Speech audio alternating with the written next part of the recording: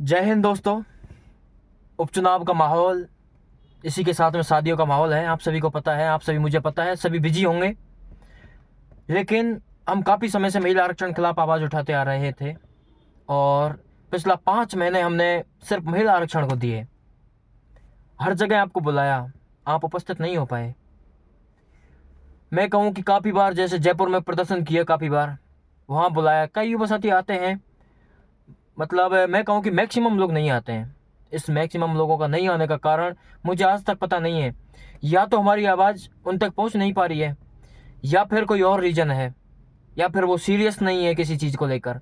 जबकि आप सभी को पता है महिला आरक्षण से होने वाले दुष्परिणाम निकट भविष्य में क्या होने वाले हैं, किस हद तक मैं कहूँ कि मेरिट लिस्ट जाने वाली है, किस हद तक मैं कहूँ कि शिक्षा स्तर जो बहुत मजबूत होनी चाहिए थी, वो धीरे धीरे एक मैं कहूँ कि आरक्षण की भेंट चढ़ जाएगा।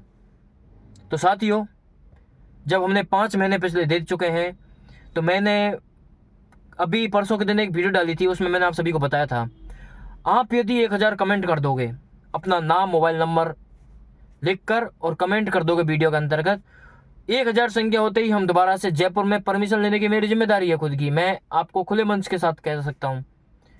तो मैं आपको दावे के साथ कह रहा हूँ, परमिशन लेने की हमारी जिम्मेदारी है। आप जिस मैं कहूँ कि नेता को बुलाना चाहोगे, उसको बुलाने की हमारी जिम्मेदारी है। जयपुर में कोचिंगों में कई युवा साथी हैं, उनको बुलाने की हमारी जिम्मेदारी है। लेकिन आप जब तक एक्टिव नहीं दिख पाओगे, मुझे पता है कई युवा साथी बोलते हैं, जैसे मुश्किल से 20-30 युवा साथी ऐसे हमेशा बोलते हैं कि भाई हम तैयार हैं, हम आ रहे हैं, हम आपके साथ हैं। पर मैं आप सभी को एक बात बताना चाहता हूँ। अब भी हमने उपचुनावों के अंतर्गत, हालांकि सारे राजस्थान में के अंतर्गत 7 जगह उपचुनाव है, सभी जगह हमने मजबूती के साथ में युवा साथियों से बोला कि आप सभी महिला आरक्षण के खिलाफ, अब भी नेता आपके दरवाजे पर पहुंच चुके हैं, दरवाजे पर लगातार आपके साथ में एक्टिव रहेंगे। पक्ष विपक्ष या फिर निर्दलीय कोई भी नेता हो, सभी आप सभी के बीच में पहुंचेंगे। आपको सिर्फ उनसे बात करनी है, जवाब मांगना है आपको कि आपने महिला आरक्षण किस आधार पर, तो अभी घोषणा कर रहे हो, आप किस आधार पर धरातल पर उतारना चाहते हो। क्या महिलाओं ने आपकी आवाज, इस महिला आरक्षण के खिलाफ क्या महिलाओं ने आवाज उठाई, या फिर आप खुद जबरदस्ती किसी मतलब बेरोजगार युवाओं के ऊपर जबरदस्त इस महिला आरक्षण के थोप रहे हो। जबकि आप सभी को पता है साथियों, एमपी के अंतर्गत फिलहाल कंडीशन में 33% से बढ़ाकर और 35% रिजर्वेशन किया गया। मध्य प्रदेश में भी बीजेपी की सरकार है और राजस्थान में भी बीजेपी की सरकार है। ऐसा क्या है, ऐसा क्या हुआ, राजस्थान के युवाओं ने ऐसा क्या मैं कहूँ कि कुछ नेगेटिव वर्क किया, जिसका उदाहरण, जिसका हमें मैं कहूँ कि एक ऐसा नतीजा मिला, महिला आरक्षण रूपी डायरेक्ट 50% थोप दिया गया। कई युवा साथी सोचते होंगे भाई हम तो सिलेक्शन ले लेंगे तैयारी करके, लेकिन आप सभी को बताना चाहता हूं मैं, एम्स के अंतर्गत आज हालत क्या है। 80% रिजर्वेशन फीमेल कैंडिडेट्स को हैं, समझ रहे हो आप, 80%। उनकी आवाज़ धीरे धीरे दबती चली गई। हालांकि उन्होंने भी पहले प्रदर्शन किए थे, काफ़ी सारे युवाओं ने बहुत ज़बरदस्त तरीके के प्रदर्शन हुए थे, उनकी आवाज़ धीरे धीरे दबती चली गई। जैसे महिला आरक्षण की शिक्षक भर्ती 3rd ग्रेड के अंतर्गत आवाज़ हमेशा दब रही है। नेता आते हैं, साथ देते हैं थोड़ा बहुत, जब उनको लगता है कि युवा साथी हम सभी कमज़ोर हो, बीएसटीसी वाले कमज़ोर हैं, हज़ारों की संख्या में नहीं आ सकते, तो फिर वो अपने कदम पीछे उठा लेते हैं। हज़ारों की संख्या देखना सभी को अच्छा लगता है। सरकारें जब देखेंगे हज़ारों की संख्या जयपुर के अंतर्गत या कहीं भी प्रदर्शन करें वहाँ पे, तो एक अलग सा मैसेज जाता है। लेकिन क्या, मैं आप सभी से पूछना चाहता हूँ, आज तक हज़ारों की संख्या में युवा साथी हुए हैं? सीधा सा जवाब, नहीं हुए बिल्कुल भी। ऐसा आखिर कब तक चलेगा? आपने उत्तर प्रदेश की अभी की घटना देखी होगी, कितना जबरदस्त प्रदर्शन किया था युवा साथियों ने, वहां पर बीएसटीसी धारियों ने। हर जगह प्रदर्शन होते हैं, हर जगह आवाज उठाई जाती है, लेकिन फिर आप क्यों नहीं आवाज उठाते हो? क्या आप इतने कमजोर हो? क्या अपने अधिकारों के लिए सजग नहीं हो? आप अधिकार आपको नहीं चाहिए? ऐसी क्या दुखद पीड़ा है आपके साथ में जो आज आज तक आप महिला आरक्षण के खिलाफ सही से आवाज नहीं उठा पाए? मुझे पता है कई युवा साथी अभी भी बोलेंगे विशाल भाई आप बोल लेते हो, आप आते नहीं हो, ये नहीं है, वो नहीं है। मैं कहना चाहता हूँ, देखो एक पर्सनल कोई ज़्यादा इंपॉर्टेंट काम हो गया हो, फैमिली रिलेटेड कुछ भी, तो एक अलग बात होती है, लेकिन मैं हर जगह आप सभी के बीच में पहुँचा हूँ। क्या मेरे पास कोई एक्स्ट्रा जिम्मेदारी है महिला आरक्षण के खिलाफ? या और सारे जो युवा साथी हमारा साथ देते हैं, लगातार महिला आरक्षण के खिलाफ आवाज उठाते हैं, क्या उनके ऊपर कोई एक्स्ट्रा जिम्मेदारी है? क्या उनको 2 सीट चाहिए क्या? मैं आप सभी से पूछना चाहता हूं। जो कई युवा साथी बोलते हैं कोचिंगों में बैठकर पढ़ते हैं, लाइब्रेरी में बैठकर पढ़ते हैं, घर पर पढ़ते हैं, लेकिन जब महिला आरक्षण की बात आ जाती है तो सभी बिजी हो जाते हैं, किसी का पर्सनल काम नजदीक आ जाता है। मैं मानता हूं 1 बार आया हो, 2 बार आया हो, लेकिन हर बार आप सभी का पर्सनल काम आ जाता है आगे। अब भी की वर्तमान कंडीशन में जब 7 सीटों पर उपचुनाव थे राजस्थान के अंतर्गत, सभी जगह से युवाओं को बोला हमने कि आप सभी अपनी अपनी जगह पर, जब नेता घर पर आने वाले हैं उन सभी से आप जवाब मांगो कि आप महिला आरक्षण क्यों बढ़ा रहे हो, क्या कारण है, हमारा हक क्यों मार रहे हो लड़कों का। 30% से बढ़ाकर 33% कर देते, जैसे राजस्थान पुलिस के अंतर्गत किया गया। सभी पूरे राजस्थान के युवा साथियों ने कहीं पर एक भी लफ्ज नहीं बोला। क्या हमें महिला सशक्तिकरण अच्छा नहीं लगता? क्या हमारे घर में माँ बहन है या शिक्षित कोई भी है नहीं क्या हमारे? हम हमेशा विरोध नहीं करते इन चीज़ों का। महिला सशक्तिकरण करो आपको यदि महिला सशक्तिकरण करना है, हमारी जो नारी शक्ति है, नारी शक्ति उन सभी को वहाँ पे फ्री कोचिंग दो, फ्री हॉस्टल सुविधा दो, या फिर कोई स्कॉलरशिप बेस्ड चीज़ें दो। इन चीज़ों को महिला कैंडिडेट जो हमारे साथी हैं, महिला सशक्तिकरण जहाँ आप करना चाहते हो ऐसी जगह पे करो ना आप। मैं बीजेपी सरकार से कहना चाहता हूँ, आप महिला सशक्तिकरण की बात करते हो, शिक्षक भर्ती लेवल 1 के अंतर्गत जिनके पास सिर्फ और सिर्फ एक शिक्षक भर्ती लेवल 1 ही ऑप्शन है, बीएसटीसी धारियों के पास में एकमात्र ऑप्शन है, इसके अलावा कोई एग्जाम नहीं दे सकते इस बीएसटीसी का कोर्स से। उन सभी युवाओं के ऊपर आप इस तरह की चीज़ें थोप दो और युवा साथी ऐसे परेशान हो जाते हैं। इन चीज़ों से परेशान होना लाजिमी है, क्योंकि जब बगैर किसी मांग के इन चीज़ों को धरातल पर थोपते हो तो दुष्परिणाम आने स्वाभाविक है।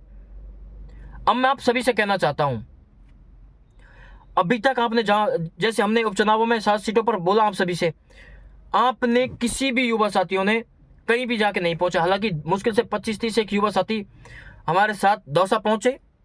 दौसा उपचुनाव सीट थी जहाँ से डॉक्टर करोड़ीलाल जी के मीणा साहब के भाई जगमोहन मीणा जी इलेक्शन लड़ रहे हैं।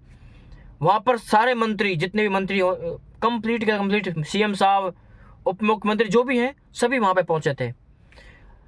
एकमात्र सीट दौसा जहाँ से विरोध प्रदर्शन हुआ, वहाँ पर हम पहुँचे थे और वहाँ मैंने सोशल मीडिया पर मैंने खुद ने पर्सनली आप सभी को बोला था कि आप जरूर पहुँचो आरक्षण के, जो हम महिला आरक्षण के खिलाफ आवाज उठा रहे हैं वहाँ तक। बड़े शर्म की बात है, 25-30 युवा साथी जो वहाँ पर उपस्थित थे, एक भी युवा साथी दौसा से नहीं था।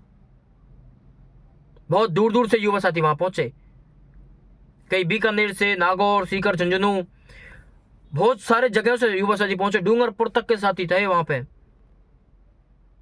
लेकिन मैं कहूं कि बदकिस्मती हमारी, जो बीएसटीसी के साथी इस समय, मैं कहूं कि ऐसे यूज शब्द नहीं करना चाहिए, मुझे शब्द यूज ऐसे नहीं करना चाहिए, लेकिन अब मजबूरन मुझे निकम्मा कहना पड़ रहा है आप सभी को, क्योंकि आप कभी अपने अधिकारों के लिए सजग ही नहीं हो। तो मैं आप सभी से कहना चाहता हूं, मतलब हमने दौसा हम पहुंचे तो हम सभी ने आपसे हाथ जोड़े, सारी चीज़ें बोली, सोशल मीडिया पर काफ़ी जगह बोली हमने, मीडिया में भी बोली हमने ये चीज़ें कि आप सभी दौसा के अंतर्गत पहुंचो। तो दौसा का एक भी युवा साथी, मैं कहूँ कि, और भरतपुर, करौली, धौलपुर और सवाई माधोपुर, इन जगह की तो आप छोड़ो, खुद दौसा से एक भी युवा साथी नहीं था। आखिर ऐसा क्यों? अब मैं सीधे मुद्दे पर आता हूं। जब महिला आरक्षण के खिलाफ इतनी हम आवाज़ उठा चुके हैं तो आप सभी अब इतना सजग हो जाओ, इतनी अपनी आवाज़ उठाना शुरू कर दो। कल इलेक्शन है, आप सभी को पता है, और हमें अब कल की कंडीशन में वोट की चोट देकर इस तानाशाह सरकार की आंखें खोलनी है, और ये चीज़ें सिर्फ अब आपको एक्टिव होकर करनी है। अब आप सभी युवा साथियों की जिम्मेदारी है, प्रत्येक अपने बूथ पर बिल्कुल विरोध कीजिएगा खुला इनका, क्योंकि जब तक हम विरोध नहीं करेंगे तब तक ये चीजें सुधरने वाली नहीं है। आप सभी आज की कंडीशन देख रहे हो, एसआई भर्ती के अंतर्गत युवा साथी टंकियों पर चढ़े हुए हैं, कभी आमरण अनशन करते हैं वो, लेकिन तानाशाह सरकार कभी नहीं सुनती। जब उपचुनाव है वर्तमान कंडीशन में, अब भी उपचुनाव है, जब बीजेपी सरकार नहीं सुन रही है, आने वाले ये 3-4 सालों में क्या करेगी बीजेपी सरकार? मैं सीधा सीधा बीजेपी सरकार को चैलेंज करना चाहता हूं, ऐसा क्यों? बेरोजगार युवाओं ने ऐसा आपके साथ क्या अन्याय किया है जो आप इस तरह के कदम ले उठाते हो? आपके मंत्री बोलते हैं लेकिन उनकी आप सुनते नहीं हो। सीएम साहब का पता नहीं, न जाने कहां से भाषण आता है, क्या कुछ बोलते हैं। 11-12 महीने हो चुके हैं सरकार बने, आज तक कोई ऐसा उचित कदम नहीं उठाया। उचित कदम ये उठाया आपने फर्स्ट ग्रेड के अंतर्गत, जब हजारों की 17,000 के लगभग कुछ पद खाली हैं और आप 1,000-2,000 की वैकेंसी निकालते हो। सेम कंडीशन में आज तक के इतिहास में सेकंड ग्रेड की इतनी कम वैकेंसी कभी नहीं आई, बीजेपी सरकार में आई है। इसके बाद में थर्ड ग्रेड शिक्षक भर्ती के अंतर्गत पहली बार सिर्फ पात्रता परीक्षा की घोषणा हुई है 1 दिसंबर से, जिसके फॉर्म भरने स्टार्ट होने वाले हैं। एक भी पद नहीं है शिक्षक भर्ती थर्ड ग्रेड के अंतर्गत। आप सब ताजुब करोगे, आज तक के इतिहास में शिक्षक भर्ती थर्ड ग्रेड के में कभी नहीं हुआ ऐसा कि एक भी पद की शिक्षक भर्ती की घोषणा नहीं हुई हो और सिर्फ पात्रता हो रही हो। इस पात्रता का हम क्या करेंगे, मुझे एक बात बताऊं आप। हालांकि हमारे नए जो युवा साथी थे जो अभी बीएसटीसी फर्स्ट ईयर में, सेकंड ईयर में, या पिछली बार जिनका मैं कहूं कि पात्रता क्लियर नहीं हो पाई, अब तो मजबूती के साथ तैयारी कर रहे हैं वो। लेकिन मैं आप सभी से कहना चाहता हूं, सिर्फ और सिर्फ ये उपचुनावों की जुमलेबाजी है। आप सभी को अपने अधिकारों के लिए सजग होना पड़ेगा, हर हाल में होना पड़ेगा, वरना ये सरकारें हमेशा तानाशाही करेंगे। अभी तो इन्होंने अभी तानाशाही करना स्टार्ट कर दिया है। आज की संख्या, आज की डेट में टंकियों पर युवा चढ़े हुए हैं, टंकियों पर युवा चढ़े हुए हैं, उनकी नहीं सुनी जाती। आमरण अनशन करते हैं, उनकी नहीं सुनी जाती। हर बार प्रदर्शन करते हैं, कहीं भी हमने ज्ञापन दिए, पूरे जिलों के जितने भी राजस्थान के अंतर्गत डिस्ट्रिक्ट है उन सभी जगह हमने ज्ञापन दिए, कई जगह हमने चक्का जाम करवाया, हमेशा हमने हमारी आवाज उठाई। सभी मंत्रियों को हमारी मांग का पता है कि इनको महिला आरक्षण बिल्कुल गलत कर रहे हैं हम इन चीजों को। लेकिन मैं आप सभी से पूछना चाहता हूं, क्या एक भी मंत्री ने, एक भी विधायक ने हमारा आज तक साथ दिया? जब कोई साथ नहीं देता तो इनका खुला विरोध क्यों नहीं? मैं स्पष्ट आप सभी के सामने कहना चाहता हूं, मैं इन सभी नेताओं का, बीजेपी के नहीं, कांग्रेस के नेताओं का भी मैं इस खुले मन से मैं विरोध करता हूं, क्योंकि उन्होंने भी आज तक हमारे साथ नहीं दिया।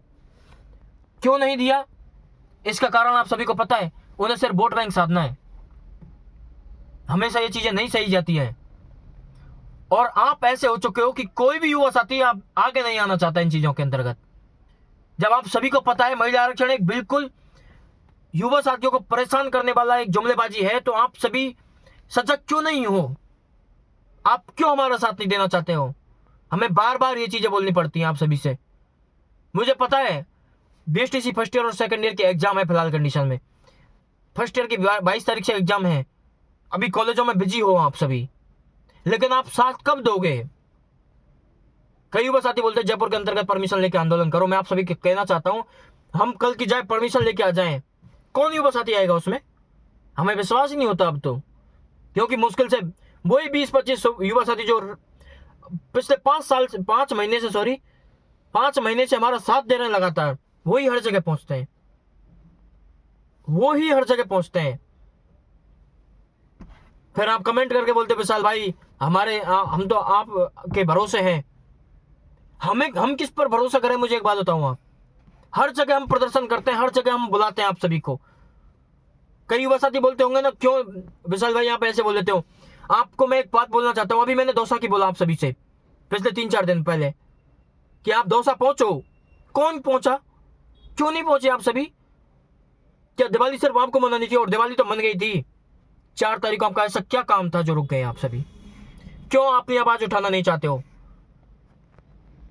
मैं स्पष्ट तौर पर कह रहा हूं, यह महिला आरक्षण दब जाएगा। आप इस प्रकार से यदि साथ दोगे तो, इस प्रकार से मांग नहीं उठाओगे तो निश्चित तौर पर दबेगा। ये आवाज निश्चित तौर पर दबेगी। आज हमारे साथ कोई भी नेता, जो बेरोजगार नेता है, वो साथ देने के लिए बिल्कुल भी तैयार नहीं है। वो सिर्फ साथ इसलिए देना नहीं चाहते क्योंकि हमारे पास भीड़ तंत्र नहीं है। जब भीड़ तंत्र नहीं होगा तो वो क्यों नेता साथ देंगे? नेता साथ देते हैं भीड़ तंत्र का, ये बिल्कुल राइट बात है। हालांकि कई युवा जो हमारे बेरोजगार नेता, उन्होंने हमारा साथ दिया, सोशल मीडिया के माध्यम से बातें उठाई, साथ आने के लिए बोला गया, लेकिन वही 20-25 युवा साथी। धन्य है ऐसी माएं जिन्होंने आप सभी को जन्म दिया। माता पिता की मैं कहूं कि अरमानों पर क्यों पानी फेरना चाहते हो आप सभी? आप सभी के पास में एक अच्छा मौका था, सभी एकजुट हैं, लेकिन आप आना नहीं चाहते हो। ऐसा क्या कारण है? और मैं तो अभी भी कहता हूं, यदि आपको अभी भी प्रदर्शन करना है जयपुर के अंतर्गत, आप हजारों की संख्या में कमेंट कीजिएगा। कई युवा साथी मुझे पता है आ नहीं सकते आंदोलन के अंतर्गत। आप सभी की यह भी तो नैतिक जिम्मेदारी बनती है ना कि जो जिन जगह पर हम हमारी बात को नहीं पहुंचा पा रहे हैं, क्योंकि लाखों की संख्या में युवा साथी हैं बीएसटीसी के अंतर्गत, उन सभी तक हमारी आवाज नहीं पहुंच रही है। आप सभी उस आवाज को पहुंचाने का कार्य कर सकते हो। सभी जगह आपको शेयर करनी चाहिए सारी चीजें, तभी हमारी मजबूत आवाज सभी तक पहुंच पाएगी, सभी मजबूती के साथ हमारा साथ दे पाएंगे। फिर इसीलिए तो वो साथ नहीं दे पाते हैं वो, क्योंकि हमारी आवाज मुश्किल से 4-5 हजार युवा साथियों तक पहुंचती है, और 4-5 हजार साथी जब उन तक आवाज पहुंचेगी तो वही 20-25 युवा साथी आएंगे। मैं आप सभी से हाथ जोड़कर निवेदन करना चाहता हूं, महिला आरक्षण इसको मैं कहूंगी संशोधन करवाकर और बीएसटीसी को बचा लीजिएगा आप सभी। इस तरह बीएसटीसी की हत्या मत करवाइएगा आप सभी। जब आज की कंडीशन में भी बीएसटीसी प्री के अंतर्गत 30% रिजर्वेशन है महिलाओं को, और मैं कहूंगी जब शिक्षक भर्ती की परिणामों की बात करूं मैं, या फिर मेंस की बात करूं मैं, तो उसमें 50% रिजर्वेशन। आप सभी साथियों को पता है, महिला साथी भी कई देखती हैं इस वीडियो को, जो मेरी वीडियो उनको देखती हैं, वो कभी कमेंट भी करती हैं। तो मैं आप सभी से कहना चाहता हूं, आप मजबूती के साथ तैयारी कर रहे हो, लेकिन जो मातृशक्ति घर पर बैठी हुई है बिल्कुल आराम से अपना जो काम होता है उसको करती हैं, मतलब जो पढ़ाई नहीं कर रही हैं उनका आप सिलेक्शन हो, और आप तैयारी कर रही हैं उनका सिलेक्शन हो, आपको कैसा फील होगा? कैसे शिक्षा की गुणवत्ता नहीं घटेगी? मैं स्पष्ट तौर पर कह रहा हूं, मैं कोई महिला सशक्तिकरण के खिलाफ नहीं हूं, लेकिन एक दायरा होता है सही सभी चीजों का। मुझे पता है आप नैतिक दबाव में हो महिला साथी, इसलिए वो आवाज नहीं उठाती हैं, ना विरोध करती है, ना समर्थन करती है, कुछ भी नहीं करती है। क्योंकि देखो, खुद के अधिकारों पर जब बात आती है तभी युवा साथी उठकर खड़े होते हैं।